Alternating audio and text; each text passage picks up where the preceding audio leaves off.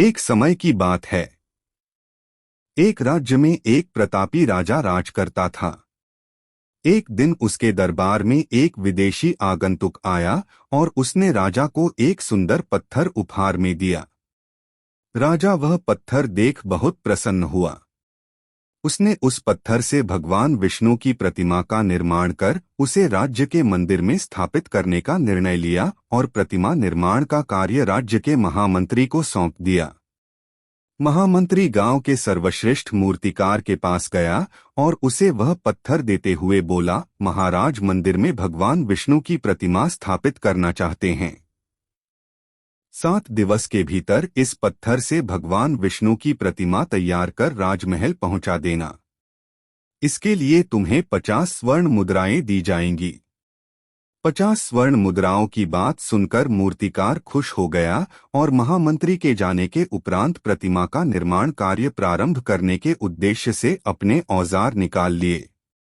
अपने औजारों में से उसने एक हथौड़ा लिया और पत्थर तोड़ने के लिए उस पर हथौड़े से वार करने लगा, किंतु पत्थर जस का तस रहा।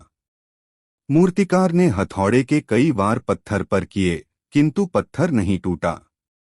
50 बार प्रयास करने के उपरांत मूर्तिकार ने अंतिम बार प्रयास करने के उद्देश्य से हथौड़ा उठाया, किंतु यह सोचकर हथौड़े पर प्रहार करने के पूर्व ही उसने हाथ खींच लिया कि जब 50 बार वार करने से पत्थर नहीं टूटा तो अब क्या टूटेगा।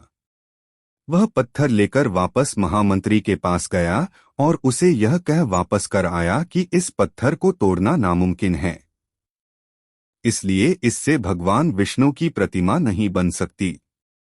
महामंत्री को राजा का आदेश हर स्थिति में पूर्ण करना था, इसलिए उसने भगवान विष्णु की प्रतिमा निर्मित करने का कार्य गांव के एक साधारण से मूर्तिकार को सौंप दिया।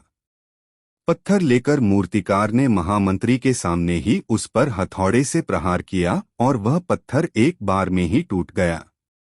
पत्थर टूटने के बाद मूर्तिकार प्रतिमा बनाने में जुट गया।